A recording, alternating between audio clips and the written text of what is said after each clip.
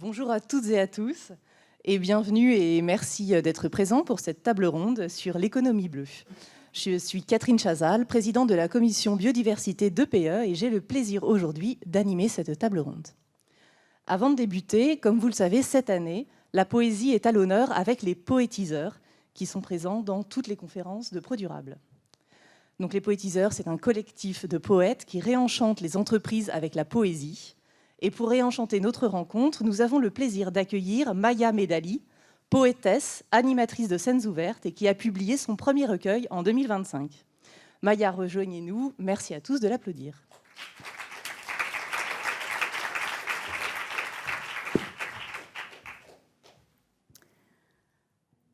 Océan, oh c'est grand, oh c'est Antarctique, Arctique, Atlantique, océan Indien, océan Pacifique, océan et mer, fond marin. Oh, c'est l'eau salée sur notre planète bleue, à 70%. Qui dit mieux? Qui dit bleu, verte, émeraude? Merveille, voilà notre plus grande richesse, et le chant des baleines est sagesse, murmurant éveil, réveil à nos oreilles. Réveil sur l'eau au soleil levant, beauté du couchant, somptueux horizon au reflet d'argent, mort doré, lumière sur l'eau, crabe araignée, crevette cachalot.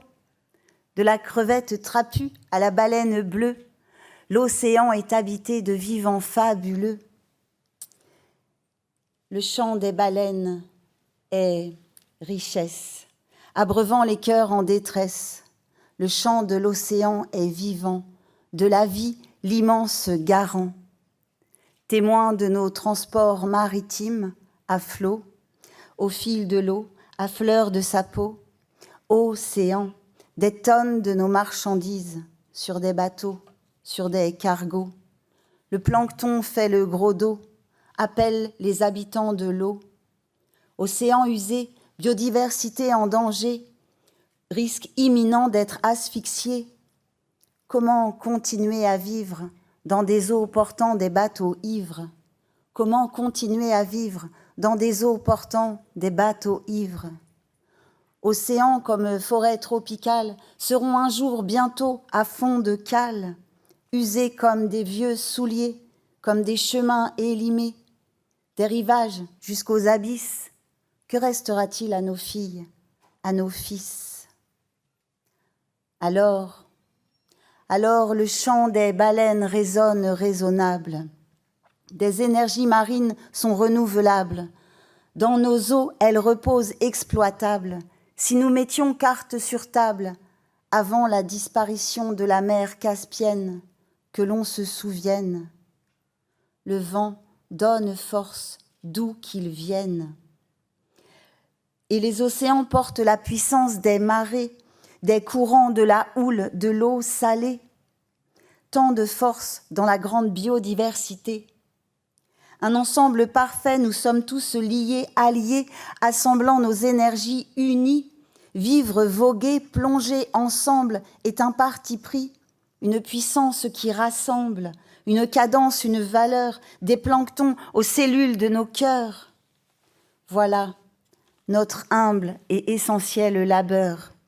Être unis pour la vie sur le même bateau, celui qui rassemble ensemble nos énergies, océans, mers, fleuves, rivières, ruisseaux, êtres humains, animaux, végétaux, paysage de l'immensité de nos bactéries.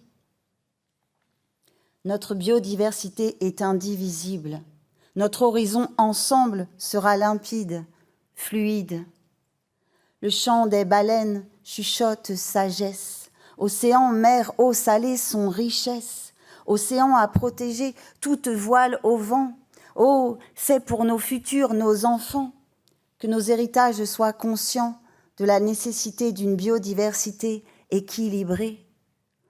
Océan, oh, c'est grand. Oh, c'est Antarctique, Arctique, Atlantique, océan Indien, océan Pacifique. Océan et mer, fond marin sont notre plus grande richesse, du plancton à la baleine sagesse, du plancton à la baleine sagesse. Merci.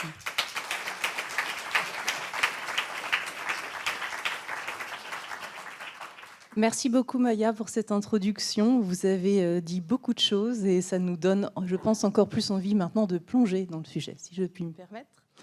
Avant d'appeler nos intervenants, quelques mots d'introduction sur l'océan et ses enjeux. L'océan, moteur économique et régulateur climatique, est une richesse inestimable, mais aussi un écosystème fragile et menacé. Quelques réalités qu'il est bon de rappeler dès maintenant. Du transport maritime, qui représente 80% du commerce mondial, aux câbles sous-marins qui transmettent 95% des données internationales, l'océan est au cœur de nos vies. Et il absorbe près de 30% des émissions de dioxyde de carbone. Vous l'avez sans doute vu, l'acidification des océans, qui a récemment franchi son seuil critique le 24 septembre dernier, porte désormais à 7 sur 9 le nombre de limites planétaires dépassées, menaçant l'équilibre global de la planète. Parallèlement, les industries liées à l'océan pourraient générer plus de 3 200 milliards de dollars par an d'ici 2030. Donc quand on parle d'économie bleue, on parle de l'ensemble des activités économiques liées aux océans, mers et zones côtières. Mais cette économie bleue ne garantit pas toujours une approche durable et responsable des écosystèmes marins.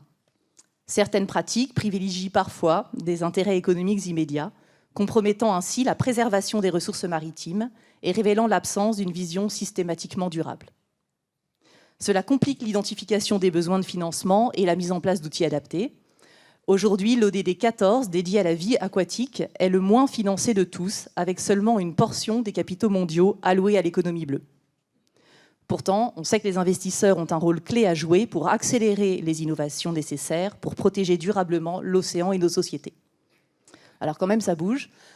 À l'occasion de l'UNOC, en juin dernier, des initiatives telles que le Business Call to Action Land and Sea, a Vital Connection for a Thriving and Resilient Economy a réuni plus de 80 entreprises et organisations et illustre une prise de conscience croissante des acteurs économiques sur l'interdépendance entre terre et mer. Cela appelle à une coopération mondiale renforcée et à des actions urgentes pour préserver et utiliser durablement l'océan. La gouvernance mondiale est bien sûr incontournable, on en parlera, pour pouvoir définir des règles communes. Et bien que des avancées comme la récente ratification du traité BBNJ pour la biodiversité en haute mer soient encourageantes, il reste encore beaucoup à faire. Donc aujourd'hui, nous allons explorer ensemble plusieurs questions fondamentales. Pourquoi et comment accélérer le financement de l'économie bleue? Comment attirer les investisseurs? Et surtout, quelles conditions garantiront sa durabilité? Donc pour y répondre, j'ai le privilège d'appeler sur scène Alexandre Yachine, directeur général de la Fondation de la Mer, Antoine Persson, directeur général adjoint chez Louis Dreyfus Armateur, je me permettrai un petit LDA pour plus simplification, Emmanuelle Perrier-Bardou, cofondatrice et co-directrice de l'ONG Under the Pole, et Gilles Boeuf, professeur émérite à la Sorbonne et ancien président du Muséum national d'histoire naturelle. Merci pour vos applaudissements.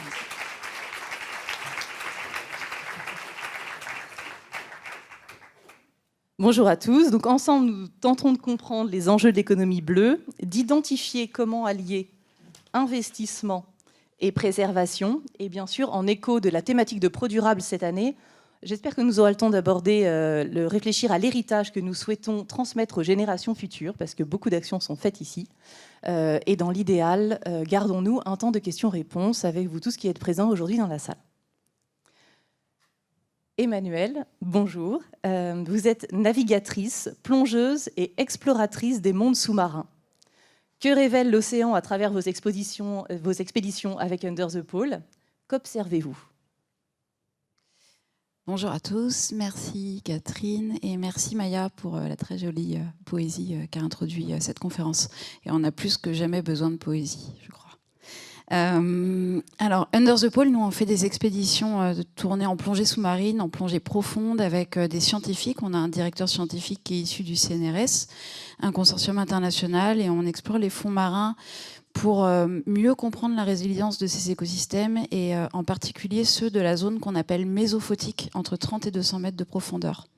À partir des résultats scientifiques qu'on a, on va venir faire de l'éducation et depuis quelques années maintenant, un travail de plaidoyer auprès des décideurs. Au départ, on n'était pas vraiment, quand on a commencé il y a plus de 15 ans, C'était vraiment l'esprit d'exploration qui nous animait et c'est une première expédition au pôle Nord géographique en particulier qui nous a lancés. Et j'aurais jamais pensé aujourd'hui être là aujourd'hui, presque 20 ans plus tard, et vous dire qu'aujourd'hui on voit les changements dans les fonds sous-marins à l'œil nu, on voit les changements dans la fonte des glaces à l'œil nu. En fait, à l'époque, c'était des courbes sur des graphiques, c'était des prévisions, et on voyait ça à une échelle un peu lointaine. Et quelques années plus tard, j'ai eu la chance de vivre sur notre bateau pendant 2 ans au Groenland, avec un hivernage dans les glaces, à côté d'un petit village de chasseurs groenlandais. Et eux, en fait, ils m'ont expliqué les changements brutaux qu'ils étaient en train de vivre. Et au retour de cette expédition de 2 ans, il y avait la COP 21. Et en effet, l'océan arrivait tout juste dans les débats, en fait, aussi étonnamment que ce soit. Et ça semblait encore hyper lointain, alors que moi, je revenais d'un endroit où c'était une réalité déjà brûlante. Voilà, tout ça pour dire que le grand problème des océans, c'est qu'on ne les voit pas. La plupart des gens ne vont pas dessous ou alors restent dans une toute petite zone, qui est un peu le pédiluve de l'océan, la zone de surface. Et on ne voit pas tout ce qui s'y passe. Et nous, on a la chance d'être les témoins de ce qui s'y passe. Et c'est vraiment inquiétant parce que voilà, on voit les récifs coralliens blanchir, on voit la biodiversité qui s'effondre, on voit la glace qui diminue en épaisseur, les paysages arctiques qui sont magnifiques, c'est des cathédrales de glace sous-marine en fait qui s'effritent. Et donc c'est dur parce que c'est la réalité de ce qu'on voit. Et en même temps, on plonge dans ces espaces un peu plus profonds où il y a une résilience exceptionnelle. Et ça, c'est incroyable. On y trouve des forêts. Vous voyez, comme les forêts qu'on a à la surface de la Terre, on a des forêts sous la mer, des forêts animales marines composées de coraux, de gorgones, de coraux noirs. Et quand on est dans cet espace mésophotique, en fait, ces forêts, globalement, elles vont bien. Elles vont même plutôt très bien pour l'instant. Mais voilà, c'est un petit laps de temps supplémentaire avant qu'à leur tour, elles soient impactées. Donc aujourd'hui, voilà, ce que je veux dire, c'est qu'on est encore à ce moment où on a le choix, on a l'iceberg devant nous et on peut encore tourner la barre, quoi. On peut encore tourner la barre pour sauver des espèces, des espaces de l'océan qui vont bien. Et pour ça, c'est pas du marketing, en fait, il faut les protéger. Donc ça s'appelle des aires marines protégées, réellement protégées. C'est des lois, c'est de l'écologie politique. Et voilà, on a besoin aujourd'hui de mettre ça en œuvre rapidement et de donner des moyens à la recherche scientifique pour pouvoir protéger ces espaces qui vont bien. Merci.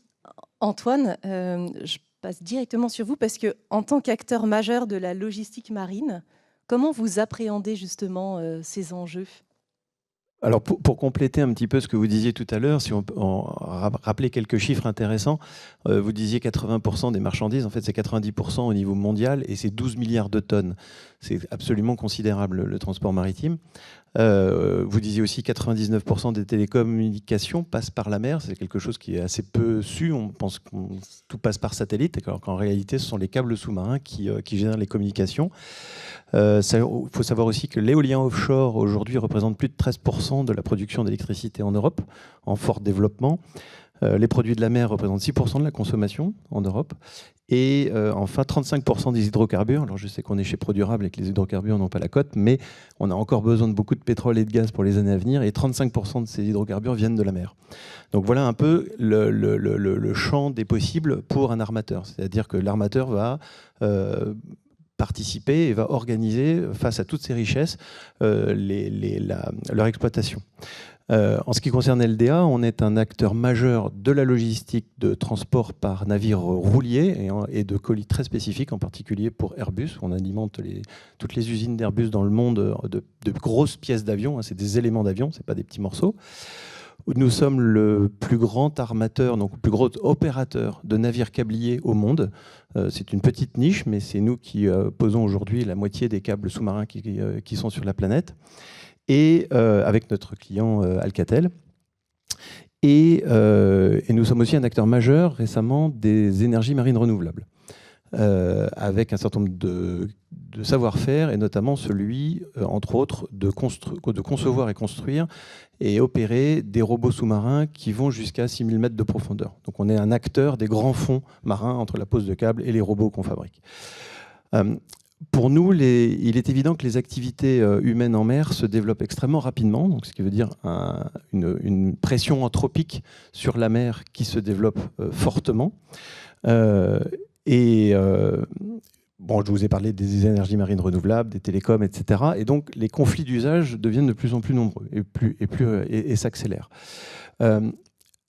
Notre métier d'armateur, pour moi, quand on me pose la question, c'est de former des hommes et des femmes capables d'aller faire en mer des activités dans un environnement qui est à la fois dangereux. On oublie souvent que la mer, c'est un environnement qui n'est pas naturel pour l'homme. Et ça veut dire qu'il faut prendre des risques, mais qu'il faut les mesurer et qu'il faut être capable de réduire ces risques par des mesures de sécurité très fortes sur les bateaux. Et deuxièmement, dans un environnement qui est fragile. Et souvent, les marins sont des amoureux de la mer, donc c'est rare de voir des gens qui ont envie d'aller en mer et de se projeter n'importe comment et en faisant n'importe quoi.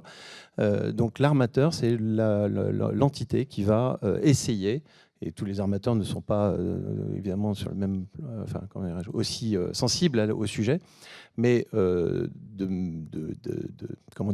minimiser le risque pour les marins et les femmes et les hommes à bord des bateaux et l'impact anthropique. Sur une certitude, même si on n'en a pas forcément assez conscience, c'est la place de l'économie bleue dans l'économie mondiale et le fait qu'il y ait de forts potentiels de développement. Pour revenir sur l'urgence de protéger l'océan qui était introduite par Emmanuel, Gilles, je me tourne vers vous parce que souvent on parle du principe de précaution. On sait que l'océan, la mer, l'économie bleue joue un rôle très important. On sait qu'il y a urgence à protéger, mais il y a aussi beaucoup de choses qu'on ne sait pas sur l'océan. Est-ce que vous pouvez justement nous parler de tout ce qui nous reste à découvrir pour qu'on évite d'aller trop vite et qu'on respecte l'océan ? Ce qui nous reste à découvrir, ça va prendre du temps. On ne sait pas grand-chose, mais on sait des choses quand même. Le principe de précaution, ce n'est pas de dire, en fait, comme on l'a souvent fait, on interdit parce qu'on ne connaît pas. C'est beaucoup plus compliqué que ça, c'est faire de la recherche scientifique pour aller chercher justement ce qu'on subodore qui puisse exister, mais qui n'est pas encore là. Alors d'abord, je vous écoutez là tous, on parle d'océan, des océans. Alors là, je vais être très clair, il y a un seul océan. Il est mondial et global. Pourquoi ? Parce que quand on plonge, Emmanuel le sait bien, à 400 mètres de fond, il y a 11 millimoles de potassium par litre d'eau de mer. Il y a 450 millimoles de sodium et 560 millimoles de chlorure. Si on avait des océans, ils ne seraient pas dans la même solution. On appelle salinité. J'ai beaucoup aimé aussi la poésie tout à l'heure. C'est très beau. Parce que l'océan, il est d'abord un et unique. Il est en connectivité partout. Nos amis du Vendée Globe, quand ils font le tour du monde, ils ne trouvent pas des barrières sur des cartes. Alors par contre, il y a une infinité de mers. Je dis les mers. La Baltique, ce n'est pas la Caspienne, ce n'est pas la Méditerranée.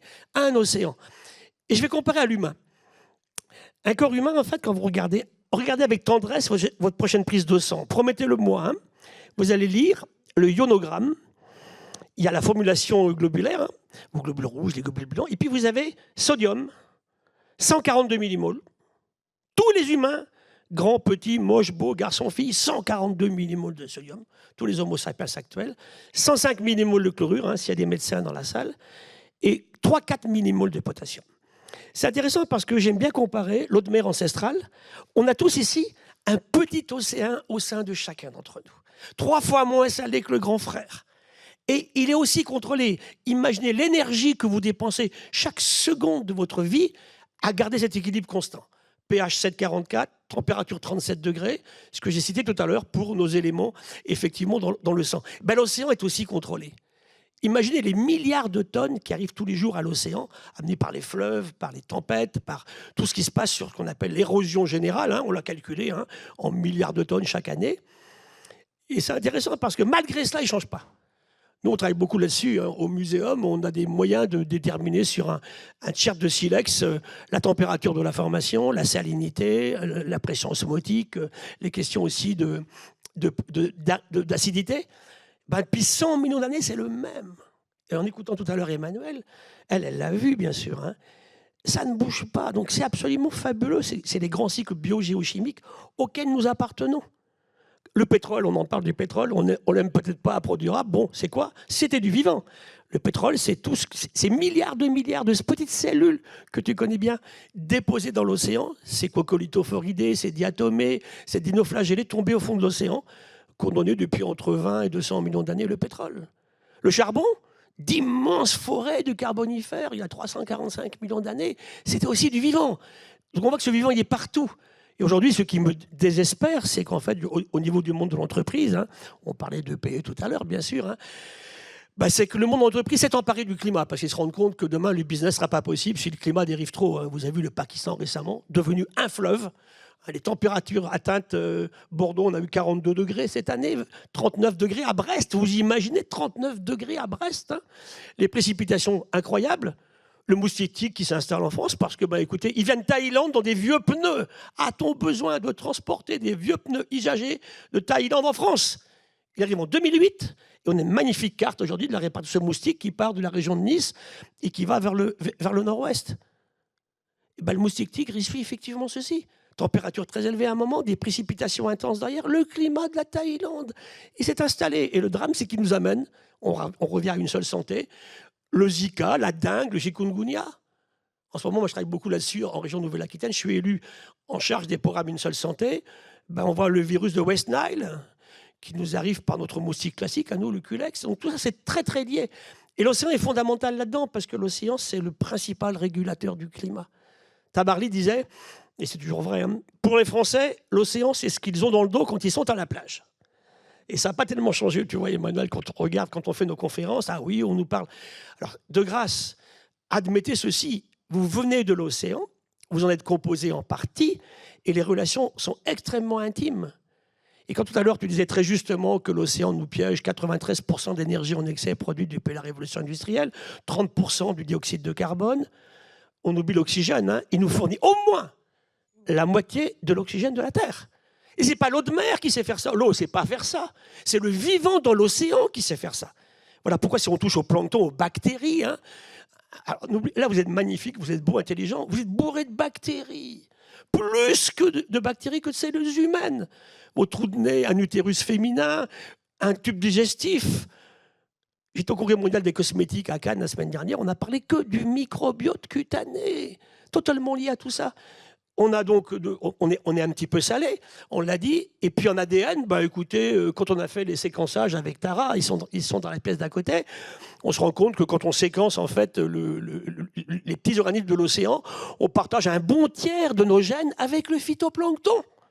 Ces petites microalgues au large de Brest, d'Arcachon, ou quand tu vas dans le nord. Hein.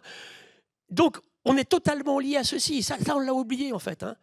Alors, on est composé d'eau. Un bébé humain qui naît, c'est 3/4 de flotte.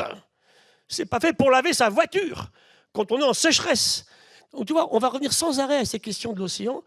Il est partout. Donc, l'océan, il faut le garder vivant. Si l'océan n'est pas vivant, il est plus capable de faire ce que j'évoque ici avec vous à l'instant. Et je ne parle pas des 100 millions de tonnes à peu près que l'humain tire en ressources halieutiques, les pêches et les cultures marines. Et pour l'oublier, au moins 25 000 médicaments aujourd'hui qui servent en cosmétique ou en pharmacologie. C'est ça qu'il faut qu'on regarde aujourd'hui sur l'océan. Donc, mon plaidoyer, là, il est, en ramenant tout ceci à l'océan, la question que tu posais, Catherine, c'est, nous sommes vivants, on l'a oublié. Si chaque seconde, hein, je le racontais devant 1200 personnes à la scène musicale mardi dernier, avec Jean Covici, avec Olivier Hamon, Heidi Sevestre et Marine Calmet, si chaque seconde on se rappelle qu'on est vivant, on ferait infiniment moins de bêtises, en fait. Mais tous ceux qui nous dirigent aujourd'hui ne savent même pas qu'ils sont faits de flotte un petit peu salée, qui sont remplis de bactéries. Donc voilà, revenons à tout ça, à des fondamentaux. Alors je ne sais même pas si c'est bien enseigné encore aujourd'hui, c'est une vraie question. Hein. Et je me bats avec mes amis de BioG qui sont à côté, avec Marc-André Sellos et tous les amis qui sont là-bas. En France, on a cessé l'enseignement des sciences de la vie et de la Terre. 1 heure en seconde. Et après, c'est maths, physique ou lettres. Je suis désolé. C'est clair que là, il y a un vrai combat. Et si on n'avait pas des gens comme Emmanuel ou d'autres qu'on connaît très bien, qu'on adore, hein, qui nous ramènent ces images et ces histoires de l'océan, ça resterait dans l'indifférence générale. Et ce ne sont pas des questions secondaires. Donc la relation humain-océan, elle est absolument partout. Alors bien sûr, on va l'utiliser en économie bleue, comme tu l'évoques à l'instant, mais une économie qui ne tient pas compte de la durabilité bah, il est voué à l'échec. Hein. Et ça, alors aujourd'hui, tout le monde reconnaît, lisez les journaux, on est vraiment, excusez le terme, dans le caca, partout. Hein. Regardez ce qui se passe en France en ce moment. Mais pourquoi on a fait ça? Parce qu'on était dans un système totalement d'imprévoyance complète. On a fait tout et n'importe quoi, y compris sur l'océan. Hein. Deuxièmement, donc, il reste beaucoup, bien sûr, à découvrir. Passer de précaution, bien évidemment. Maintenant, sans tomber non plus dans le travers de dire on va tout interdire, c'est qu'est-ce qu'on peut raisonnablement encore faire sur les grands fonds marins? Regardons-les, étudions-les avant d'aller y chercher effectivement des denrées d'intérêt. Hein. Ça, c'est important. Et puis aussi, bien sûr, on oublie une chose qui est fondamentale, et là, je me bats beaucoup contre ça en ce moment. Hein. Rappelons-nous que, arrêtons de croire que si on abîme l'environnement, y compris l'océan, on ne sera pas malade. C'est la pire des stupidités qui fait qu'on ne mérite pas ce vocable de sapiens dont on s'est affublé. Merci Gilles.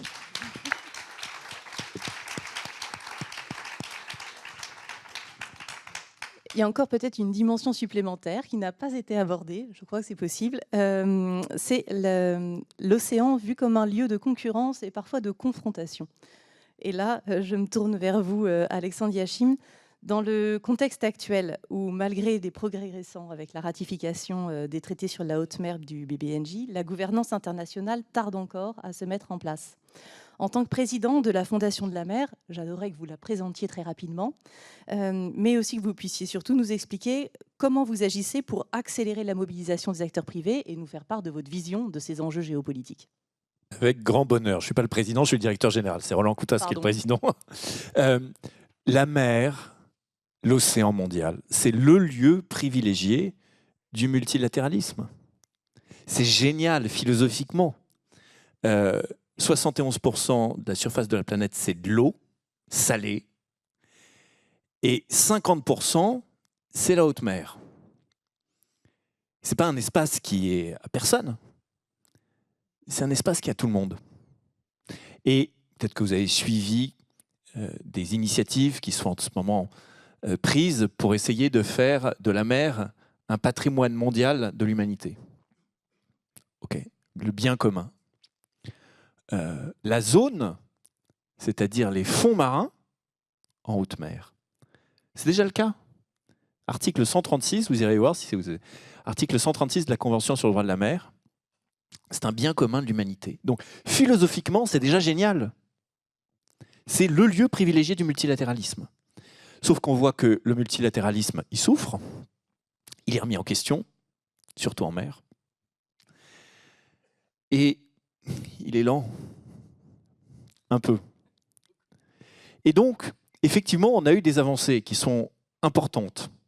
BBNJ, que vous citiez, Catherine, c'est un traité qui est fondamental parce que justement, il va permettre d'agir et donc de protéger cet espace commun que nous avons en partage et qui nous relie les uns aux autres.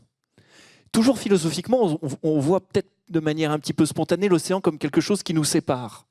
Mais c'est aussi quelque chose qui nous relie et que nous avons tous en commun. Et donc, oui, on va pouvoir agir. Plus de 20 ans pour y arriver. Bon.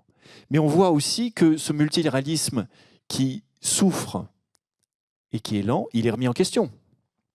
Un mot sur cette remise en question. On a des instances internationales sur lesquelles on se fonde pour justement pouvoir essayer de protéger, ne pas commettre en mer toutes les erreurs qu'on a déjà commises à terre.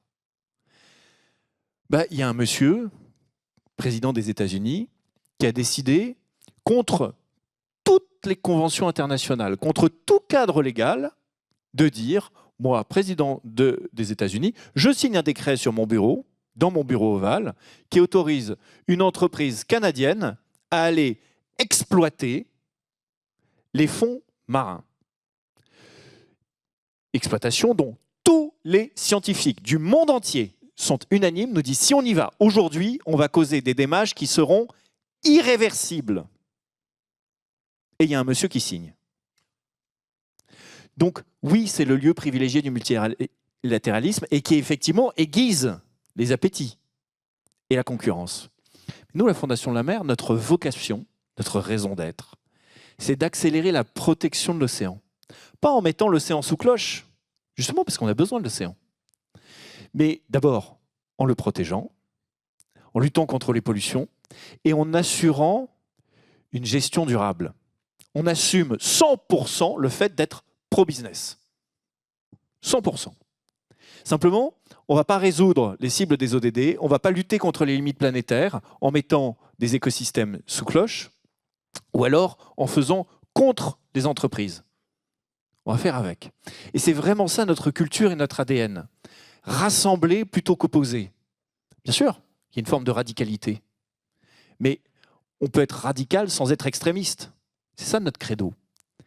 Et ce pourquoi nous sommes plutôt pas trop mauvais, en tout cas de ce qu'on nous dit, c'est justement d'essayer de créer des coalitions, de rassembler à la fois le business dont on a besoin, des acteurs très engagés, très militants, et j'y reviendrai, les scientifiques, et puis les États et les pouvoirs publics, pour pouvoir avoir cette vision globale dont nous avons besoin aussi, aujourd'hui, pas contre le multilatéralisme, mais avec et à côté, et si possible pour essayer d'accélérer, parce qu'aujourd'hui, plus que jamais, on a besoin d'accélérer la protection de l'océan. Quand on se promène ici, on riait avec mes camarades, on voit que des kakémonos verts, du vert, du vert, du vert.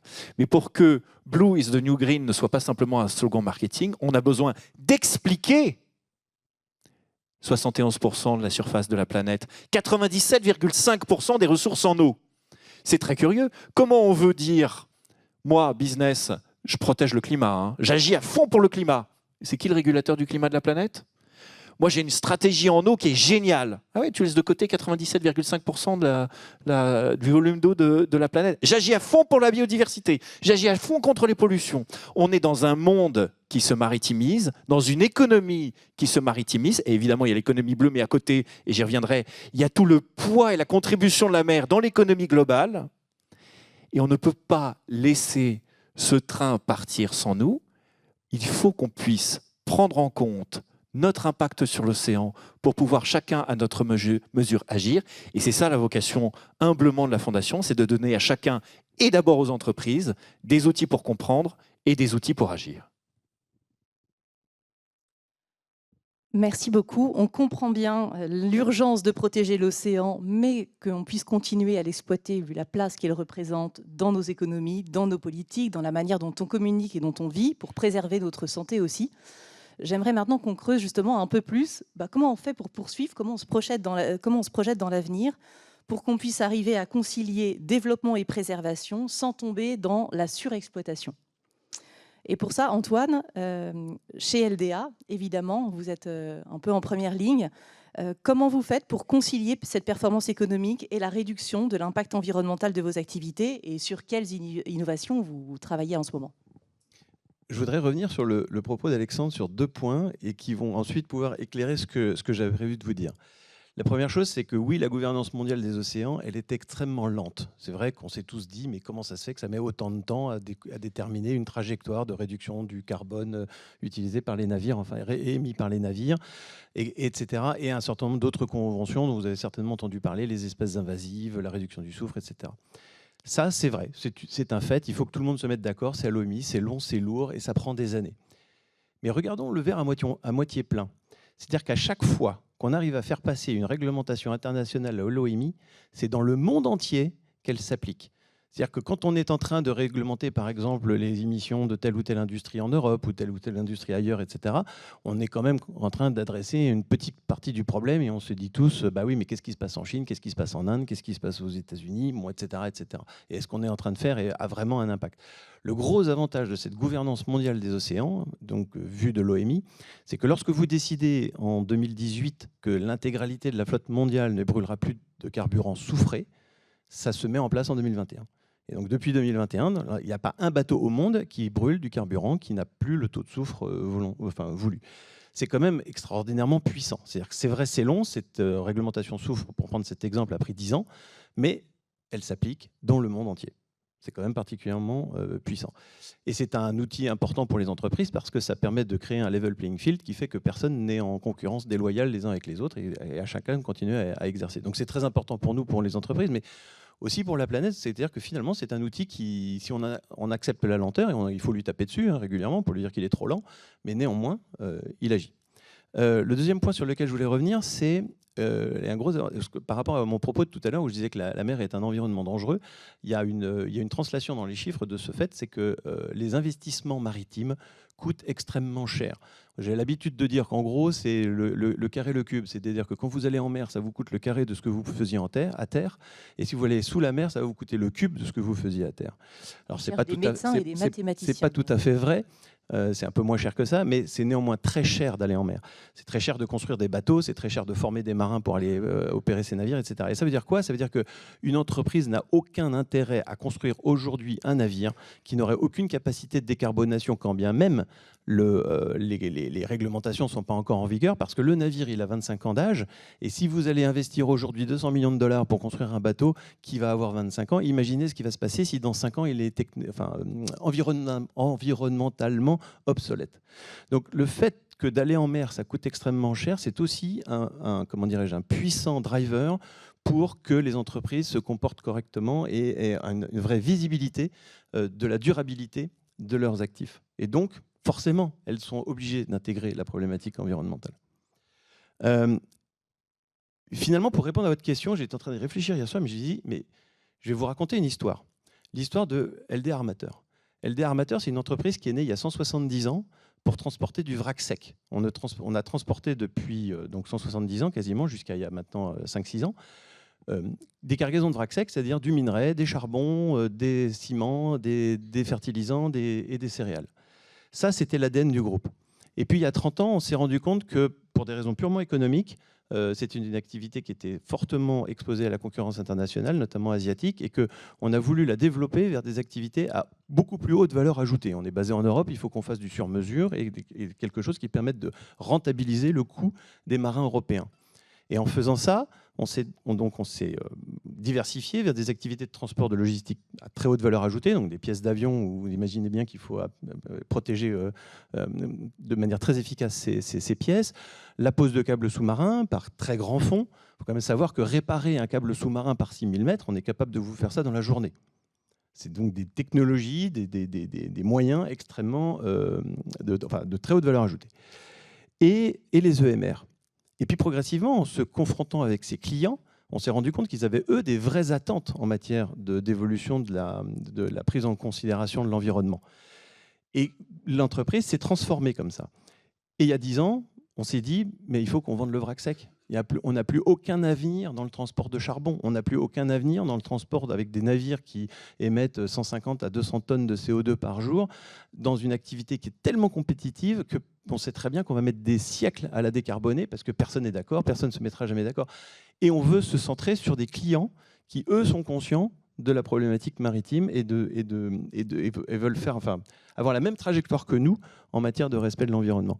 Et c'est finalement cette histoire qui nous a conduit là où on est aujourd'hui et qui montre qu'une entreprise qui, pour des raisons finalement purement économiques au départ, s'est complètement transformée vers des activités où il est beaucoup plus facile d'envisager la trajectoire de décarbonation et de limitation de notre impact anthropique. Et alors, pour répondre à votre question sur les innovations sur lesquelles on travaille, comme ça va un petit peu donner quelques exemples. Donc nous avons été le pionnier de l'hybridation des navires à positionnement dynamique. Alors, je ne vais pas vous expliquer ce que c'est un peu compliqué, mais c'est un bateau qui est destiné à ne pas bouger sur la mer parce qu'il pose un câble ou il est à côté d'une éolienne, et évidemment il n'est pas question qu'il dérive sur l'éolienne. Ça demande beaucoup de puissance, et on a hybridé ces navires il y a maintenant une dizaine d'années, et aujourd'hui tout le monde le fait.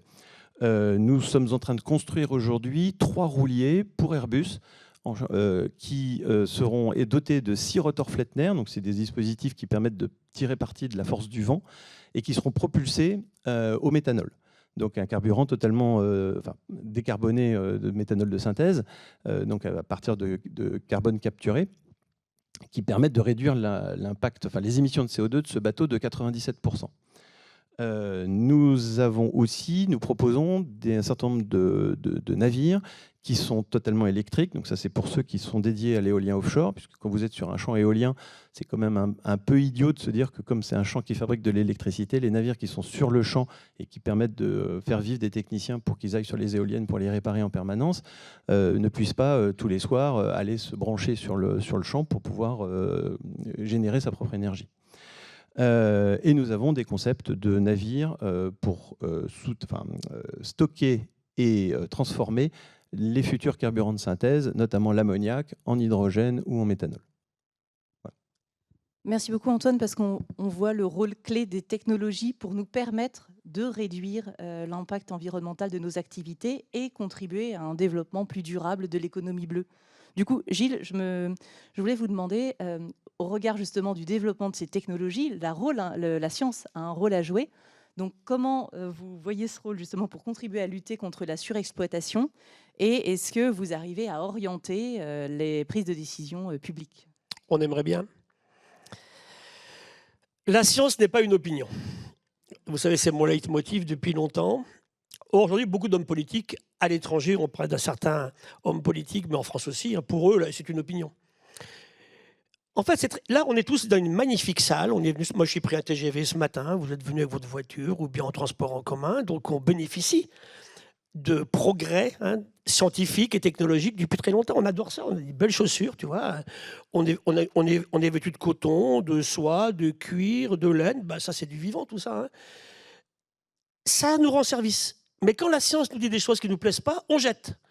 C'est ce qui se passe en ce moment.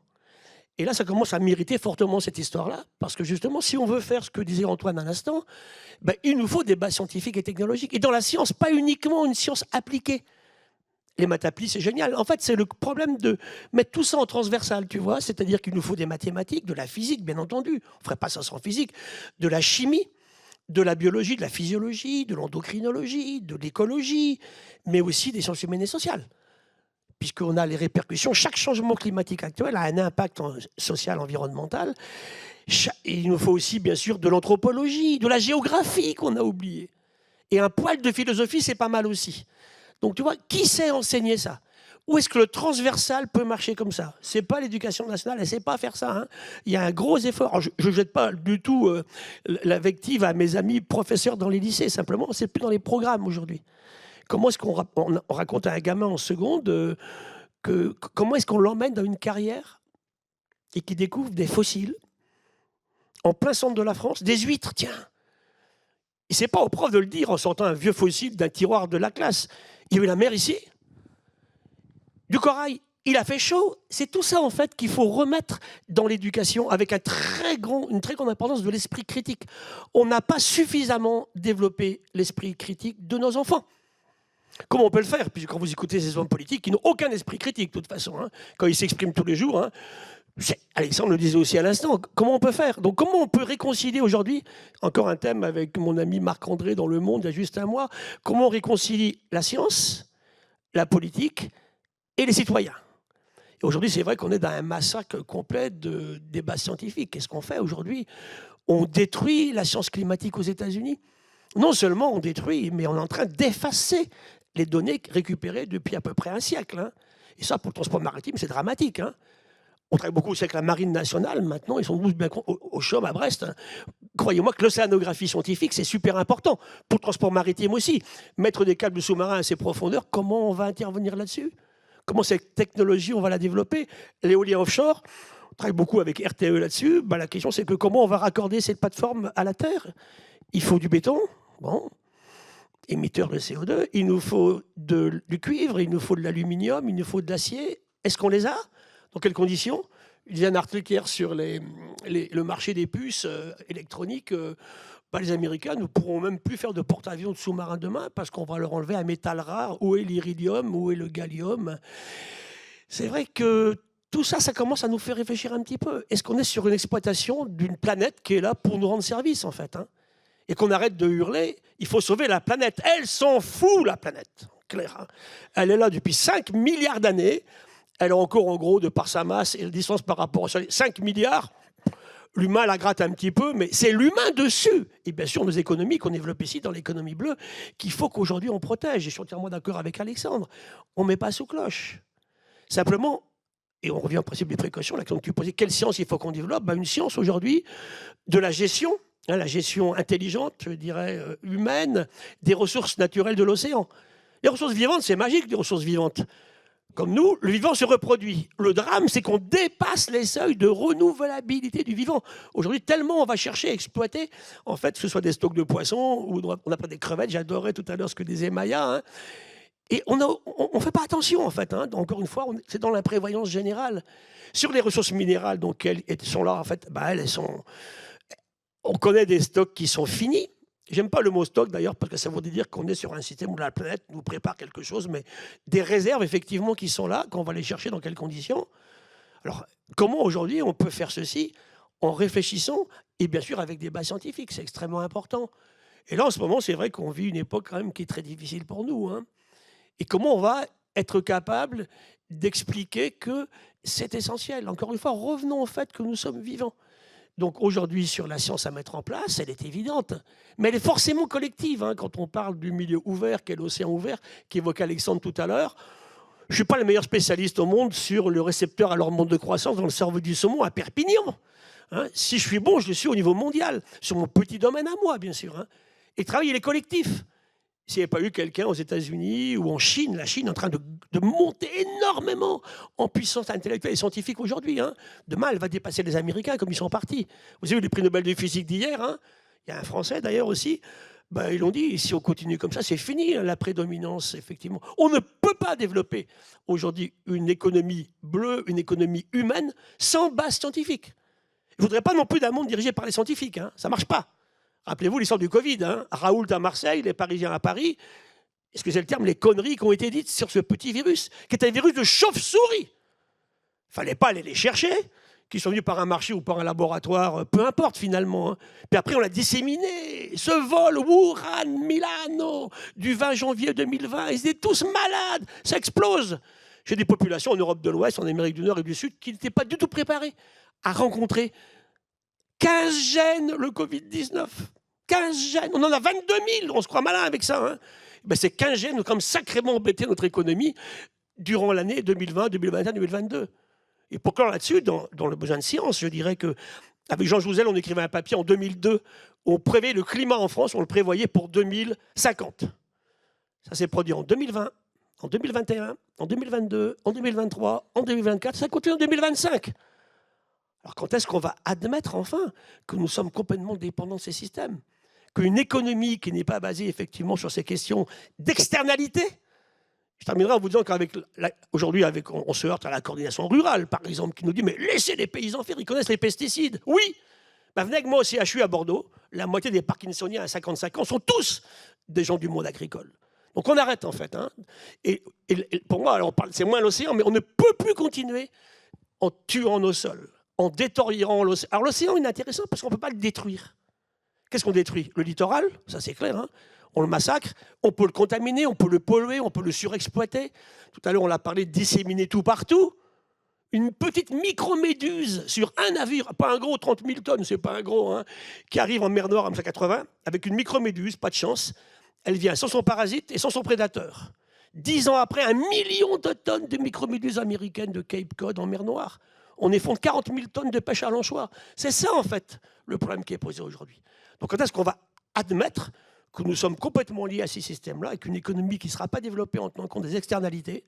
Aujourd'hui, chaque euro échangé au niveau agricole en France coûte 1,5 € parce qu'il faut dépolluer l'eau contaminée, et je répète qu'on est fait d'eau, et il faut effectivement traiter les gens qui sont malades. Donc voilà, moi j'appelle ça du bon sens, et pour ça il faut de la science.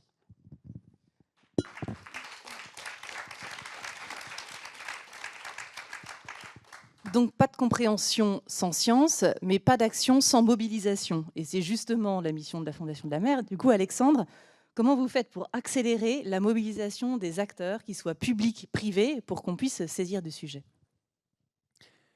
On est des obsédés de l'impact, et comme on a des moyens qui sont limités, on est en permanence en train de chercher l'effet de levier. Et je vais citer deux exemples de notre façon d'agir à la Fondation de la Mer. Des actions de plaidoyer et puis des projets très concrets de terrain où on va animer des coalitions en intégrant à la fois les entreprises, les décideurs publics, les scientifiques bien sûr, mais aussi le grand public autour d'actions à fort impact que par la suite on va chercher à accompagner dans un passage à l'échelle. Sur le plaidoyer, on s'est saisi de 3 sujets. Évidemment les plastiques. Nous sommes au PNUE, vous savez qu'au PNUE, il y a en ce moment un traité qui est en discussion pour se doter d'un instrument contraignant pour lutter contre la pollution plastique, notamment dans les océans. Quel est le sujet? Le sujet, il est très simple. On produit beaucoup trop de plastique. Depuis 1960, la population humaine a été multipliée par 2, la production de plastique a été multipliée par 40. On est à 500 millions de tonnes de plastique produits annuellement, en moyenne 1,2 milliard dans 15 ans si on continue à ce rythme-là. On produit beaucoup trop de plastique. On le produit très mal. 81% des plastiques ont une durée de vie qui est inférieure à 1 an. 40% des plastiques servent à emballer d'autres produits, etc. Donc, il faut pouvoir agir. Donc, dans le cadre de grandes coalitions internationales, dans le cadre de coalitions à la fois d'ONG, et puis en essayant vraiment d'influer sur ces discussions, on essaye d'avoir un effet de levier pour pouvoir, à l'échelle de la planète, se doter de cet instrument. Mais on voit bien les tensions. Peut-être vous avez suivi ce qui s'est passé à Genève cet été. Et on voit bien la limite du multilatéralisme. Et on voit bien aussi que dans certains cas, les instruments même du multilatéralisme peuvent être aussi des freins. Le PNUE, bon. Comment se sortir de ce bourbier? L'une des solutions, l'un des sujets qui est à l'étude et auquel nous participons très activement, c'est de se dire, on a des pays qui forment une coalition de haute ambition. On peut très bien dire qu'on sort du contexte du PNUE, du cadre du PNUE. On va se doter entre nous d'un accord très ambitieux. Et par la logique des accords commerciaux et du multilatéralisme, on va l'imposer à nos partenaires. Bon. C'est une façon de faire, mais sur laquelle nous travaillons activement. Deuxième sujet dont on s'est saisi, et qui est passionnant, c'est les grands fonds marins dont on parlait tout à l'heure. En 2022, on publie une étude et elle est assez révélatrice de notre façon d'agir à la Fondation de la Mer. C'est-à-dire qu'on va essayer d'envisager des sujets qui sont purement maritimes dans ce qui représente de beaucoup plus global à l'échelle de nos enjeux planétaires et de la population mondiale. Pourquoi les grands fonds marins attisent toutes les convoitises? Parce qu'ils sont truffés de nodules polymétalliques, de terres et métaux rares. Bon. Alors même que la transition énergétique impose des besoins beaucoup plus forts et que les ressources à terre s'amenuisent. Sauf qu'il y a aujourd'hui des scientifiques, on l'a dit, qui nous disent qu'il ne faut pas y aller. Et ensuite, on a un business model qui n'existe pas. Pourtant, il y a quand même des convoitises qui perdurent. Nous, on a publié une étude qui d'abord remettait en cause toutes les courbes prévues par les industriels en besoin de terres et métaux rares, très étayées. On disait les besoins vont être exponentiels. Nous, on remet complètement ça en cause parce que les terres et métaux rares, ils sont chers, justement parce qu'ils sont rares. Et nous pensons que l'innovation va nous permettre justement de ne pas atteindre ce seuil de rupture des besoins à terre. Mais ensuite, on s'est dit que puisqu'on avait ces besoins, on pouvait envisager des solutions alternatives. Quelles sont les solutions? On a tous des portables, des ordinateurs qui dorment dans nos placards. Et d'un problème purement maritime, on a développé toute une proposition sur ce qu'on a appelé la mine urbaine. Et puisque on cherche toujours cet effet de levier, on a été voir les décideurs politiques et notamment le président de la République, qui à l'époque était en manque d'annonces. C'était l'UNOC 2. Il dit, j'ai besoin d'annonces. Il dit, voilà, il y a un sujet, parce qu'il faut bien instrumentaliser à notre bénéfice aussi ces séquences politiques. Ça permet d'avancer par à-coup, mais il faut bien en tenir compte. On lui a livré ce sujet des grands fonds marins, et le lendemain, il annonçait un moratoire à l'aquarium de Lisbonne. Troisième sujet sur lequel on a travaillé, c'est la pêche INN, illégale, non déclarée, non réglementée. Bon, je vais vite. On a sorti d'un sujet éminemment complexe 89 recommandations très précises. Pareil, on a travaillé avec les scientifiques, avec les pêcheurs, avec toutes les organisations internationales. Et on sort des recommandations supra-précises qui peuvent aussi être utilisées, instrumentalisées, mais on l'assume par le politique pour pouvoir faire avancer des sujets très précis. On a formulé tout ça autour d'une stratégie qu'on a nommée Al Capone. Pourquoi? Parce qu'Al Capone, il est tombé évidemment pas du tout pour ses méfaits, mais pour fraude fiscale. Et nous, à travers nos 89 recommandations, on propose autant de chemins de traverse pour aller cibler cette mafia absolument terrible. C'est 25 millions de tonnes de poissons qui sont prélevés illégalement chaque année en mer. Donc, une façon d'agir. L'autre façon d'agir, c'est d'avoir des programmes très concrets de terrain. En 10 ans, on a suscité, animé et financé 80 projets à fort impact, avec des entreprises, et pas simplement en se disant « merci beaucoup, vous nous faites un gros chèque, au revoir ». nous, on aime bien avoir un vrai partenariat avec les entreprises, c'est-à-dire les associer à la gouvernance même des projets, pour leur permettre de comprendre, d'impliquer leurs différentes parties prenantes, et après, quand elles vont communiquer sur l'impact, et c'est totalement légitime, d'avoir véritablement participé, à leur mesure, mais participé aux actions que nous aurons menées ensemble. Et là, toujours, cette recherche de l'effet de levier. Je cite 2 exemples. Le premier, c'est ce qu'on a fait avec l'État français, une coalition d'entreprises et une coalition d'acteurs de terrain dans une espèce de réseau qui n'avait pas de structure propre, avec un acronyme dont nous avons le secret en France, l'IFRECOR, Initiative française pour les récifs coralliens. C'est une initiative conjointe de 2 ministères, ministère des Outre-mer, ministère de la Transition écologique. Mais il y a des acteurs géniaux qui agissent pour pouvoir mieux connaître, protéger ces écosystèmes dont dépend 25% de l'ensemble de la biodiversité de la planète. Et il y a des acteurs super, pas financés. Et donc les ministères viennent nous voir en disant « Est-ce que vous, Fondation de la Mer, vous avez quelque chose que vous pouvez nous proposer ?» On dit oui. On a commencé par faire un tout petit peu de marketing. De l'IFRECOR, on a créé SOS Corail, un tout petit peu plus punchy. Voilà. Et ensuite, on a proposé à l'État quelque chose de très simple, un deal. On dit « Ok, vous allez nous donner une petite subvention, qui est une subvention qui est déjà de toute façon fléchée sur ces projets. » Simplement, grâce à ce fléchage qu'on va faire, elle va servir en abondement à tous les fonds privés qu'on va aller collecter. Et donc, quand on va voir une entreprise, un grand groupe, on lui dit « Vous allez donner 100 000 grâce au reçu fiscal qu'on vous donne, ça va vous coûter 40 000. Et vous aurez un impact de 200 000 parce qu'on va faire x2. Et vous allez être associé à la gouvernance du projet. Je peux vous assurer que, d'abord, on a un effet d'entraînement. Et ensuite, parce que c'est vraiment des acteurs qui sont assez géniaux, on peut avoir de véritables innovations, de véritables, en termes de recherche, des avancées intéressantes qui permettent ce passage à l'échelle. Je rappelle, 25% de la biodiversité de la planète qui dépend directement de ces récifs. Et puis, on a fait la même chose avec les herbiers, on a fait la même chose avec les mangroves.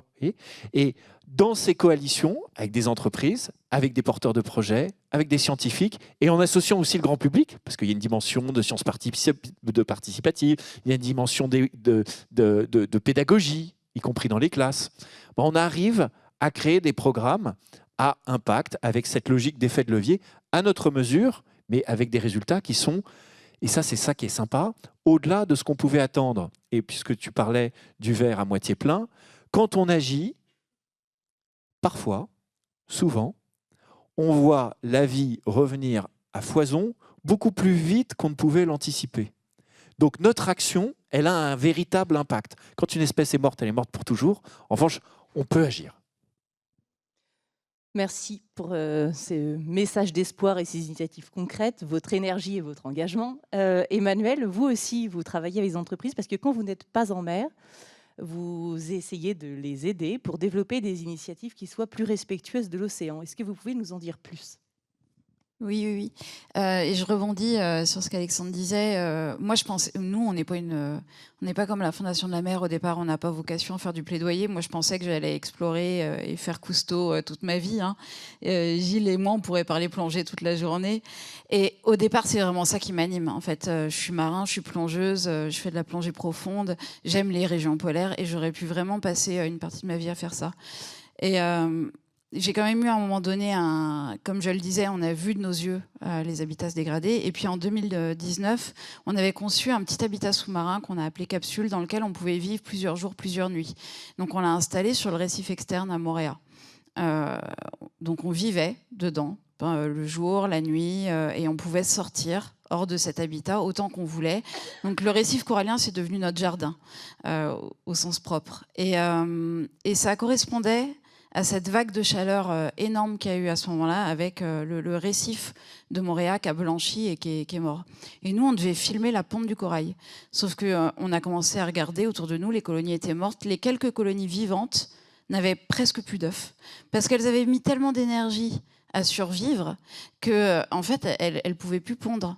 Donc, vous voyez bien que c'est le serpent qui se mord la queue, parce qu'un épisode de blanchissement de corail tous les 10 ans, on s'en remet, mais quand on commence à en avoir tous les ans, en fait, on a de plus en plus de mal à s'en remettre. Et c'est dans cette capsule que j'ai regardé le rapport intermédiaire du GIEC en 2019 qui disait que d'ici 2050, je crois 90% des récifs coralliens seraient morts. Et j'ai vraiment eu énorme sentiment de désespoir. J'ai calculé l'âge de mes 2 fils en 2050. Et ça a été vraiment tout ce que j'aimais allait disparaître. Et en même temps, je sortais d'1 an de recherche avec le CNRS sur ces récifs profonds qui, eux, allaient bien, qui étaient beaucoup plus profonds que ce qu'on imaginait. On avait découvert le corail le plus profond du monde avec Michel Pichon à 172 mètres de profondeur, un corail qui bâtit encore du récif, qui produit de la photosynthèse. Ces écosystèmes-là allaient bien, donc j'ai commencé à me pencher là-dessus en me disant, bon, bah, ce rapport, il n'a pas ces connaissances-là, qui sont des connaissances nouvelles, donc il y a de l'espoir. Mais en regardant les politiques de conservation, les aires marines protégées, on se rend compte que la plupart des politiques de conservation s'arrêtent à 30 mètres, 40 mètres, 60 mètres de profondeur. En fait, c'est comme si l'océan, qui est un espace en 3 dimensions, comme le disait Gilles, un espace qui descend en moyenne à plus de 6000 mètres, ben, en fait, on fait comme s'il existait que jusqu'à 30 mètres. Et tout le reste, on ne le prend pas en considération. Et donc, c'est pour ça qu'on s'est lancé dans ce plaidoyer, dans ces recommandations, pour dire, en fait, il existe des espaces, encore une fois, qui vont plutôt bien pour certains d'entre eux, et il faut les protéger. Et parfois, on arrive à faire des choses qu'on ne penserait pas possibles, et ça donne vraiment de l'espoir. Il y a 1 an, on a été appelé par une communauté en Grèce, dans l'archipel de Fourni, qui est un archipel magnifique, où il y a des tout petits pêcheurs artisanaux, et il y a une ONG locale qui travaille depuis longtemps là-bas. Ils avaient envoyé des roves à 100 mètres de profondeur, et ils avaient rapidement vu qu'il y avait beaucoup de coraux noirs et de gorgones, des espaces magnifiques, mais en fait que c'était chaluté quotidiennement. Donc quotidiennement, vous imaginez une forêt, vous représentez une forêt où on passe un bulldozer tous les jours, et vous voyez la disparition, la vitesse à laquelle ça va. Et ben à Fourni, tous les jours, on rasait ces espaces sous-marins quotidiennement, donc on perdait ces espaces-là. Et ils nous ont appelés en nous disant on a besoin de données scientifiques, on a besoin d'images pour montrer ce qu'on est en train de perdre et pour faire arrêter ce massacre. Donc on est allé sur place, et on est allé sur place accompagné d'une jeune activiste française que vous connaissez peut-être, qui s'appelle Camille Etienne, qui a beaucoup aidé à faire émerger le problème aussi sur le deep sea mining et l'exploitation minière des fonds marins. Et en fait, en 1 an, en se saisissant un peu de ce timing politique dont tu parlais avant l'UNOC, en impliquant les pêcheurs locaux, en impliquant la communauté locale, cet activiste, en se servant des réseaux sociaux à bon escient, pour une fois, j'ai envie de dire, on a interpellé avec de la mobilisation citoyenne le gouvernement grec, qui a signé 2 décrets 2 jours avant le début de l'UNOC, en reconnaissant ces espaces comme des espaces exceptionnels et à protéger, et en interdisant le chalutage de fond sur toute cette zone autour de Fourni. Donc parfois, avec tous les outils qu'on a à disposition, l'exploration, la science, la mobilisation citoyenne, le plaidoyer institutionnel, et ben ça marche. Donc ça, c'est vraiment, je pense, un modèle dont on a besoin. Et parfois, on essaye de nous opposer un peu. Les pêcheurs, les ONG, les fondations, les institutionnels, les entreprises. Et ça ne marche pas. Ça ne peut pas marcher en s'opposant. Ça peut marcher qu'en discutant et en collaborant. Et donc, en effet, il y a des sociétés aujourd'hui qui font appel à nous, parfois comme témoins de la nature ou comme experts. Moi, je suis experte de rien au départ, mais je veux bien être témoin de ce que j'ai vu depuis toutes ces années. Et par exemple, il y a la conserverie La Belle-Illoise. Ils font du poisson. Donc, vous pourrez vous dire, c'est bizarre pour une conserverie de faire appel à quelqu'un comme moi, qui suis globalement plutôt opposée à la pêche industrielle et pour l'anecdote, qui n'ai jamais mangé de poisson de ma vie.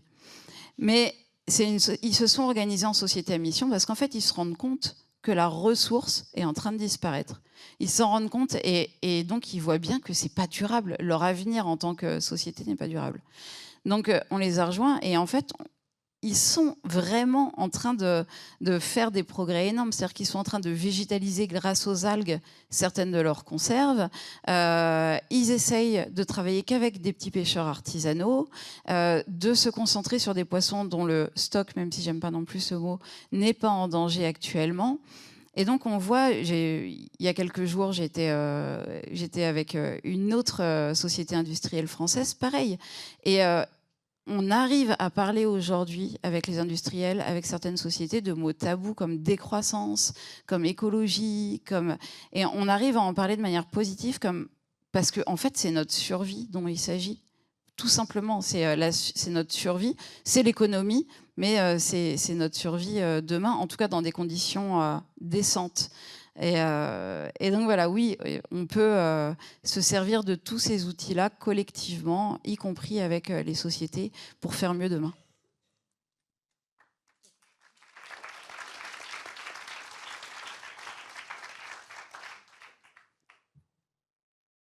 Finalement, c'est l'avenir de nos enfants, comme vous le disiez tout à l'heure, qui devrait nous préoccuper et qui devrait guider notre action.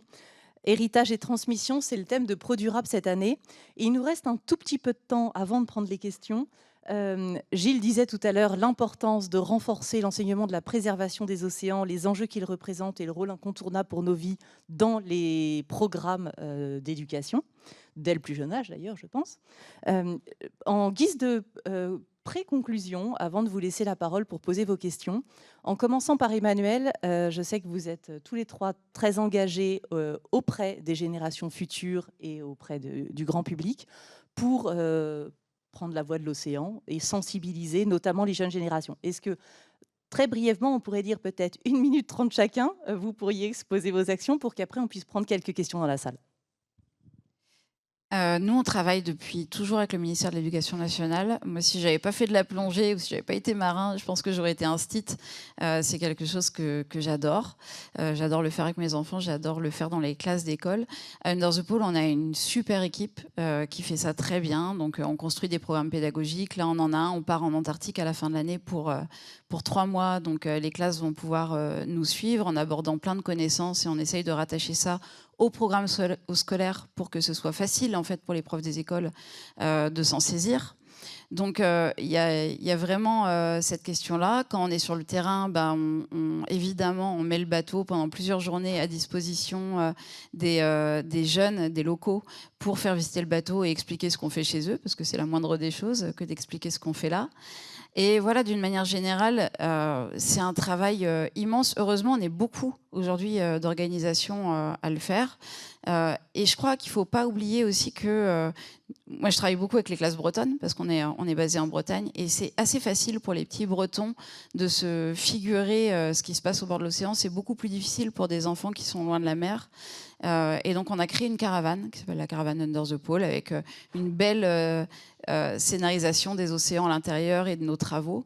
Et ça permet un peu d'aller dans des classes plus éloignées de la mer et de s'immerger dans cette caravane avant de rentrer dans les salles de classe ensuite pour avoir des contenus un peu plus formels, mais de s'immerger et de s'inspirer de toute la beauté et de tout ce qu'on a à gagner en fait à prendre soin des océans. Voilà. Et puis, à l'échelle des entreprises, mais aussi des écoles, on développe un outil qui s'appelle l'empreinte océan, qui est un peu à l'image de l'empreinte carbone, va permettre de voir, nous, en tant que terriens, l'impact qu'on a sur l'océan. Parce que ce qu'on ne réalise pas, c'est qu'on peut vivre à Paris et avoir un impact sur l'océan dans notre manière de vivre tous les jours. Mais ça, c'est encore un peu lointain. Donc voilà, on développe cet outil pour faire un peu de la sensibilisation à tout ça.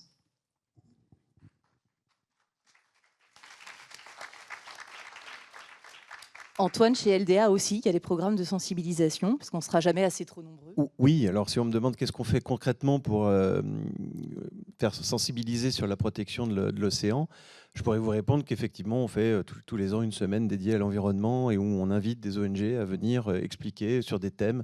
Ça peut être le bruit sous-marin, ça peut être d'autres thèmes chaque année, pour sensibiliser tout l'ensemble des salariés du groupe à ces enjeux. Et je voudrais vous citer 2 exemples sur lesquels on dépense énormément d'énergie et on est extrêmement, et je vous invite à aller sur Internet et vous verrez que je ne vous raconte pas des blagues, 2 sujets sur lesquels on prend beaucoup de temps, alors qu'on pourrait se dire qu'une entreprise, c'est pas vraiment son rôle, pour essayer de sensibiliser les gens autour de nous. Le premier, on en a beaucoup parlé aujourd'hui, c'est les fonds sous-marins. En fait, il se trouve que chez LDA, on est des spécialistes des grands fonds marins depuis très longtemps. On travaille par 6 000 mètres de fond très régulièrement. On fabrique des engins qui sont capables d'aller travailler par 6 000 mètres de fond. Et on est des spécialistes du vrac, je vous en ai parlé tout à l'heure. Et on sait faire même ce qu'on appelle du transbordement, c'est-à-dire de transborder d'un navire à l'autre en pleine mer des cargaisons de vrac.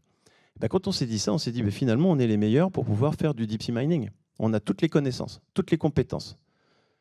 Et pourtant, depuis 10 ans, et je me souviens parfaitement d'une conversation qui a eu lieu entre le président de la République et mon ancien président Philippe Louis-Dreyfus, d'une conversation au cours de laquelle on l'a convaincu qu'il fallait impérativement un moratoire pour l'exploitation des fonds marins, parce qu'aujourd'hui, du fait de nos compétences, de nos connaissances, on sait parfaitement qu'on n'a aucune technologie existante capable d'exploiter les fonds marins de manière raisonnable. Et que tout ce qu'on nous raconte sur le sujet, pour tous ceux qui le défendent, c'est n'importe quoi.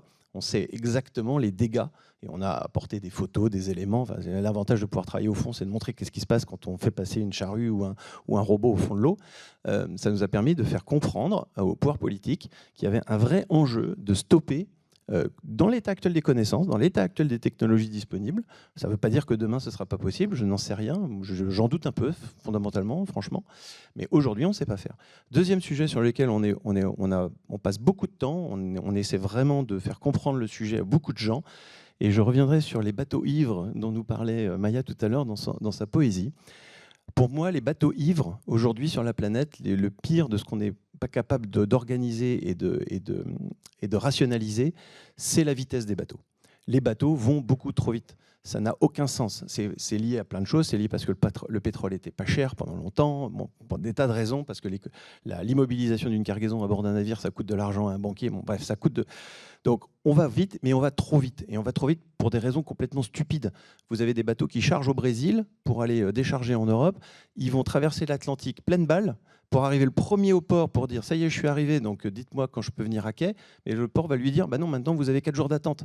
Et si ces 4 jours, on les avait passés on avait réduit la vitesse du bateau pendant la traversée, on aurait réduit les émissions de CO2 de ce navire de la moitié. Parce que quand vous allez vite sur un moteur à explosion, vous surconsommez. La consommation est un rapport au cube de la vitesse. Donc ça n'a aucun sens. Ces navires-là sont des navires ivres et il faut impérativement réglementer la vitesse des navires sur les océans. Et on aurait pu faire des économies de CO2 considérables si on avait pris cette mesure, qui n'aurait rien changé. On me dit « ah oui, mais il faudrait plus de bateaux pour transporter la même quantité de cargaison ». Non, il va attendre 4 jours pour rien. Donc on ne rallonge pas la durée complète du voyage. Donc voilà, c'est vraiment 2 sujets sur lesquels chez LDA on est extrêmement vocal et on passe beaucoup de temps à essayer d'expliquer autour de nous qu'il y a des enjeux qu'on pourrait résoudre facilement.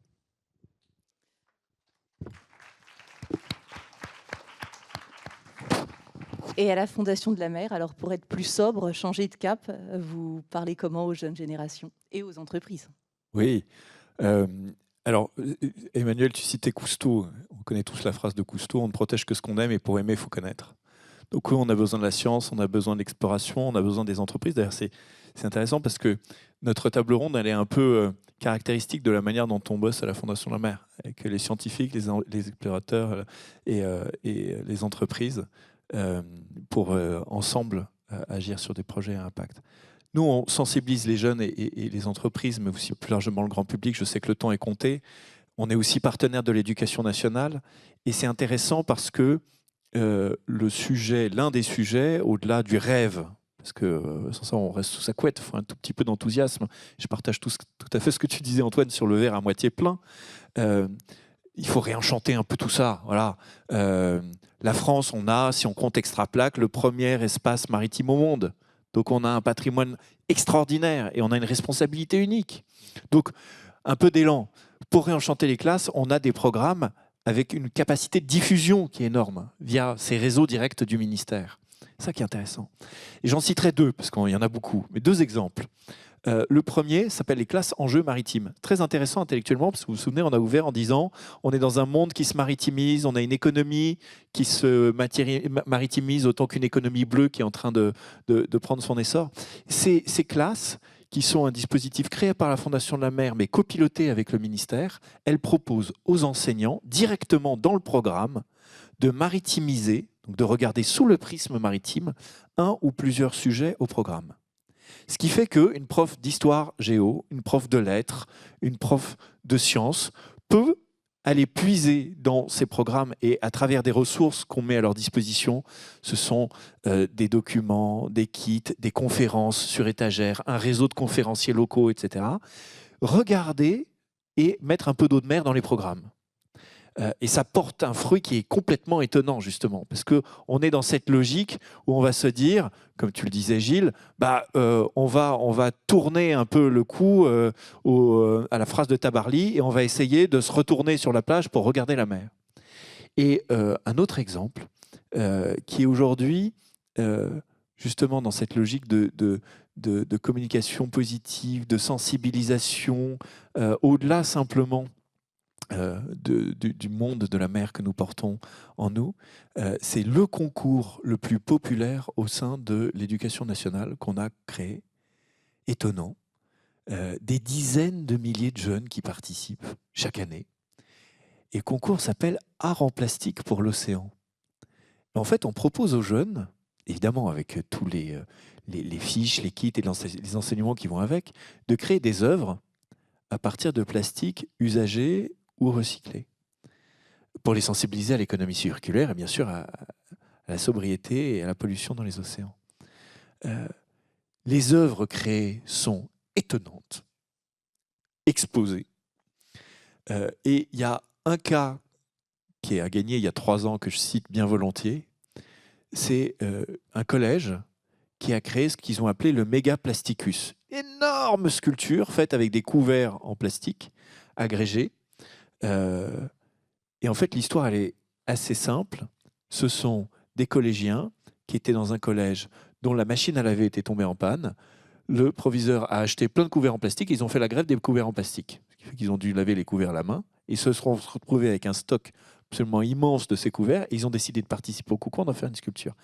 Étonnant et très fort en termes d'acculturation et de messages que l'on passe, toujours positifs. Puis pour les entreprises, je ne vais pas être long sur le sujet, mais on a développé des outils qui permettent évidemment de sensibiliser toutes les parties prenantes, les collaborateurs, les partenaires. Et puis aussi, puisqu'on a créé une traduction opérationnelle des ODD 6 et 14, ça permet aux entreprises, il y a des ampoules qui craquent, d'identifier leur impact sur l'océan immédiatement et du coup de pouvoir agir comme elles le souhaitent en ciblant avec une photo et le film qu'on peut construire avec elles. Merci beaucoup à tous. J'espère que vous ressortirez de cette conférence en comprenant que l'océan n'est pas un sujet à côté, qu'il n'est pas dans notre dos, il est au cœur de nos vies, au cœur de notre avenir. Est-ce qu'on peut avoir quelques instants pour une ou deux questions? Non, c'est très strict ici. Eh bien, n'hésitez pas peut-être à venir en bas de l'estrade. Merci d'être venu. Pardon? Plutôt dehors. Ah bah dis donc, c'est très très très strict. En même temps, les ampoules nous disent aussi de partir. Très bonne journée, très bon salon Pro Durable. Merci Gilles, Emmanuel, Antoine et Alexandre.